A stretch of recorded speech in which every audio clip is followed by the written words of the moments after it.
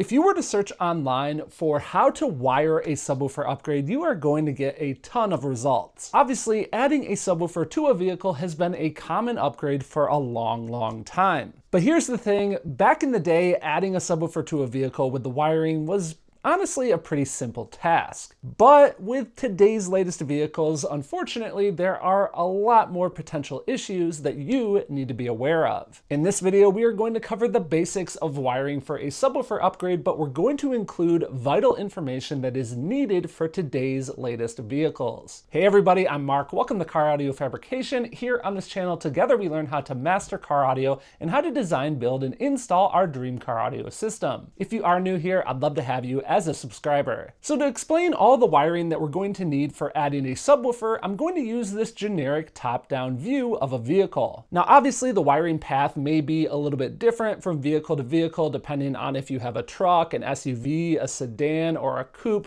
but I'm going to give you some general tips as we go through this process for each. Now before we even purchase any wiring, we need to consider where we want to mount our amplifier in the vehicle, as this determines some of the different wiring lengths that we're going to need throughout this process. For amplifier mounting location, there is no one right answer. It's going to vary depending on the goals of your build. As an example, you may want to mount the subwoofer amplifier behind an existing panel, which has the obvious stealth benefits, but can be more complex to build and makes adjustment of settings more of a challenge. For trucks, usually the back of the vehicle, behind the rear seat, or under a seat is going to be the best location. And speaking of the underseat location, that can be a good choice for SUVs or cars as well. In general, we want to pick an area that we can easily route the wiring that we need for the subwoofer amplifier to it, and we want to avoid any heat sources like a heating duct or some existing electronics. The point overall is you just want to have a relative idea of where you're going to mount that amplifier, because it's going to make choosing the wire lengths that you need a lot more simple. For the sake of our example, let's say that we're going to pick a very common area. We're going to mount rigidly here within the cargo area. Now we can talk about all the different wiring connections that we need to make, but really quick, I do want to thank our sponsor for this episode, New Concepts. On their site, they have super flexible power and ground wire, RCA signal wire, speaker wire, tons of power distribution parts, and also amplifier wiring kits,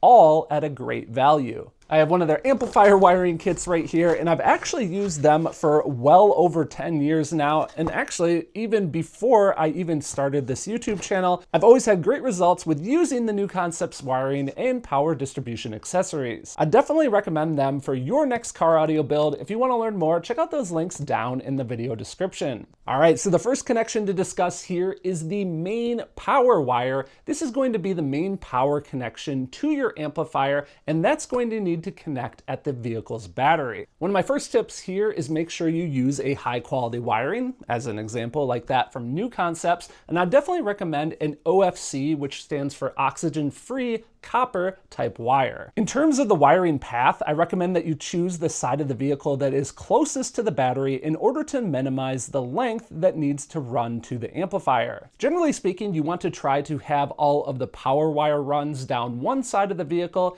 and all of the signal wire runs down the other side of the vehicle, so consider this as you go through the wire planning process. Now, on purely electric vehicles, this is going to vary widely depending on the model of vehicle you have. Some electric vehicles do give you an access point, if you will, to the lower voltage, commonly 12-volt system in order to run all the different accessories and add an additional accessory. But some electric vehicles, all of the vehicle electronics are sometimes a 48-volt system. This is just one of those cases that if you do have an EV, you're going to want to research heavily before making this kind of upgrade. It's very important to remember that on this main power lead, we need to have a fuse that is as close to the source of the power as possible. In this case, for our example here, that would be close to the main battery of the vehicle. Now, in regards to the fuse, this is actually a common misunderstanding. A lot of people think that the fuse is to protect the amplifier. In a way it is, but it's actually more to protect the wiring that is running to the amplifier. If you were to have a short circuit event where that wire makes contact with the vehicle's body and completes the circuit,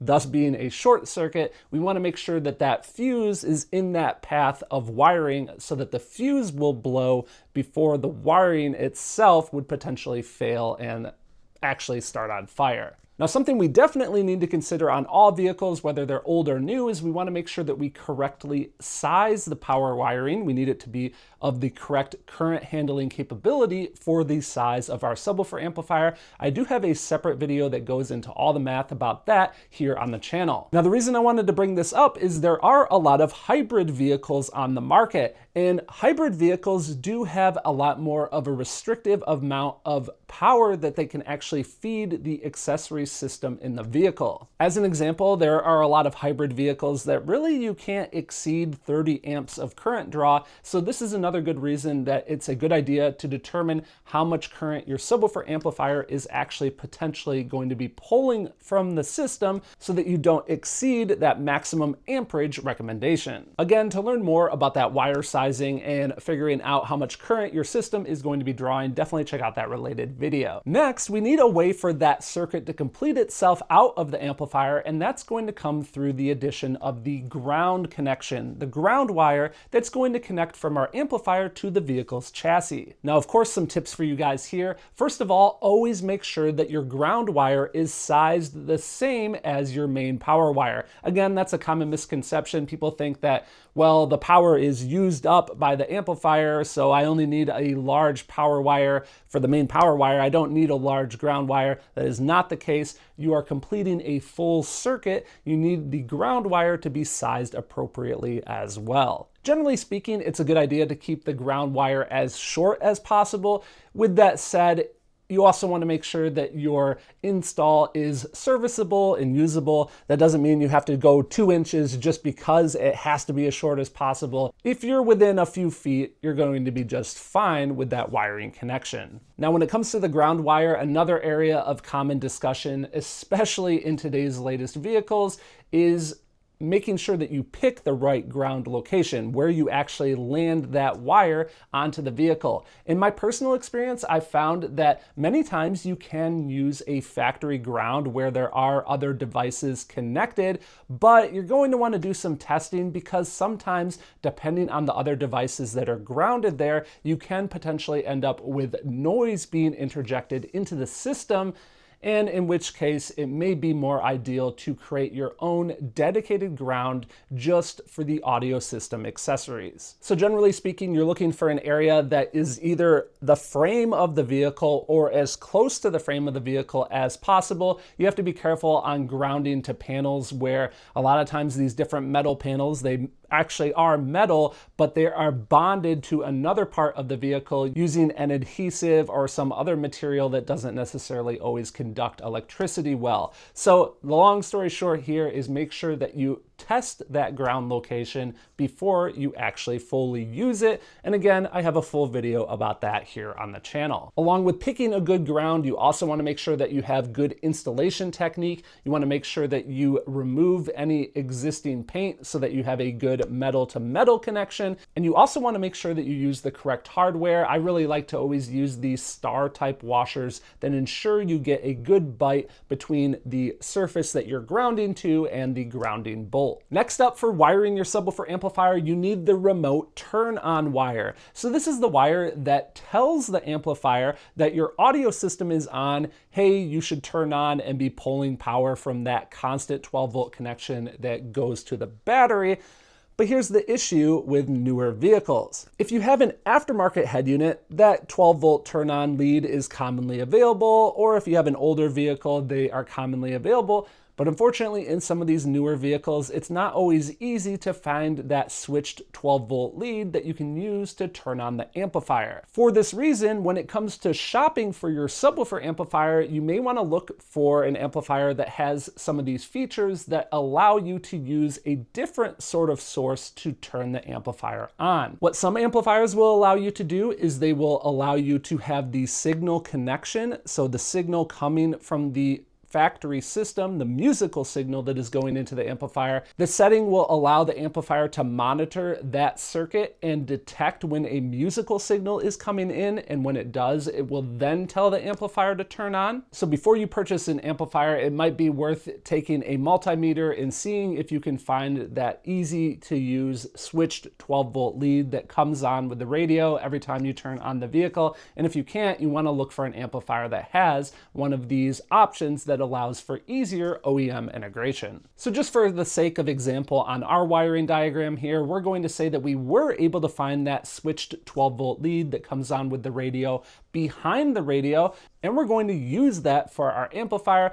But do keep in mind that you might not always have that connection. You might not actually need it depending on your amplifier's features. Now, we've already talked about it a little bit, but another connection that we're going to need to make wiring-wise for our subwoofer amplifier is we need a way to have musical signal coming into the amplifier in order to amplify it for our new subwoofer. Once again, if you have an aftermarket head unit, this is obviously easy. This is where you would traditionally connect the RCA signal wires between your head unit and your aftermarket amp. But in today's latest vehicles, obviously they virtually never have an RCA output on the factory radio, and unfortunately you can oftentimes not even replace the factory radio to an aftermarket one.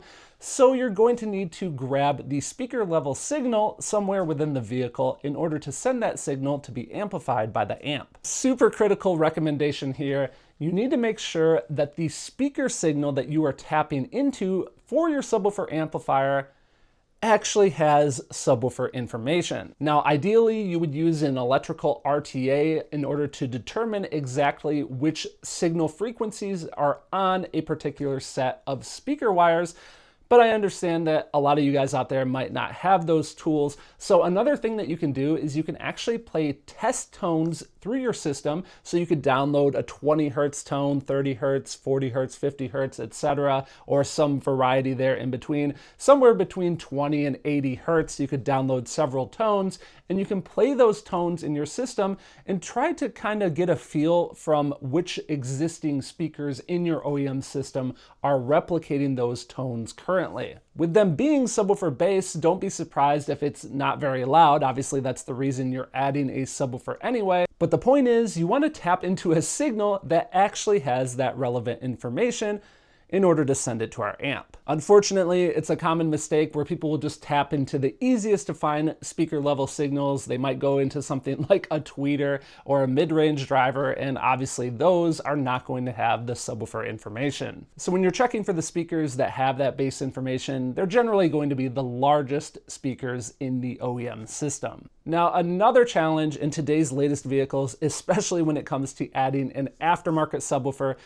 is unfortunately a lot of these vehicles have what are called ANC microphones, which stands for active noise cancellation. The way that these microphones work is they will actually listen to the environment in the vehicle, and they will play the noise that is occurring in the vehicle out of phase, so basically inverted polarity through the speakers. And what happens is the speakers are actually counteracting the noise that you are experiencing, and thus making for a quieter environment in the vehicle. I'm sure a lot of you guys out there have the active noise canceling headphones. Basically, the exact same thing is occurring. But the problem is when you add an aftermarket subwoofer, unfortunately, the factory system can interpret that subwoofer as noise, and then all sorts of weird things start happening with the system. In regards to determining if your vehicle has an ANC microphone, I'd recommend searching forums or even on YouTube to see an exact subwoofer upgrade for your vehicle and see if people address, hey, you got to keep an eye out for this ANC microphone. Here's how to disconnect it. Because unfortunately, that is the solution. Oftentimes you have to disconnect the ANC microphone in order to have that feature no longer be used and pose any issues with the addition of your new aftermarket subwoofer. Another common issue here, unfortunately, a lot of today's latest vehicles will have a factory equalization applied to those speakers that we tapped into earlier in order to get signal for our subwoofer. And a lot of times that equalization is great for the factory speakers, but it kind of counteracts and isn't as good as what what we need for our aftermarket subwoofer.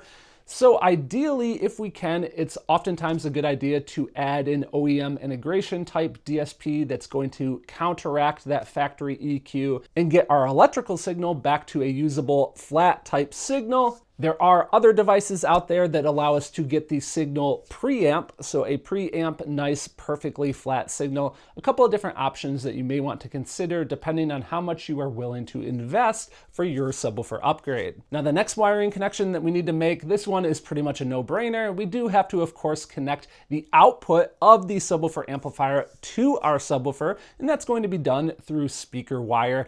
My one big point here is, especially when you have multiple subwoofers, always make sure that you are wiring the subwoofers correctly. I have several videos about that here on the channel as well. You can check out this one in the corner of the screen. Finally, the last wiring connection that we need to consider and potentially make is for that of the bass knob. After all, this is a subwoofer upgrade. It's ideal if we can have independent volume control on just the subwoofer itself. That way we can dial in the subwoofer depending on how much bass we want between different songs. Of course, we can always just leave it alone too if we would like, but it is nice to have that control. So that is one more wire that you're going to have to run, typically up to the front of the vehicle, of course, so that you can access it easily at your driving position. A tip for you guys on the wiring path there, again, I like to try to keep this particular wire away from any of the signal wires on the amplifier if possible. Usually it's not an issue, but it's just one of those things that if I can easily wire it along a different path, I'd rather do that up front than potentially have an issue later. Now, vehicle technology is of course always evolving and rapidly changing, so there are some potential other challenges that may come up during the addition of a subwoofer amplifier. If you know of an additional challenge that you've encountered, it's always good for our community to be able to discuss it, so post it up down below. Now, for additional car audio electrical videos, be sure to check out the playlist here on screen, and don't forget, next time you need power wire and power distribution accessories for your car audio build, to check out our show sponsor, New Concepts. A big thanks to them, along with Jerry and the rest of the Patreon membership team, for making these videos possible, and thank you guys so much for tuning in and watching.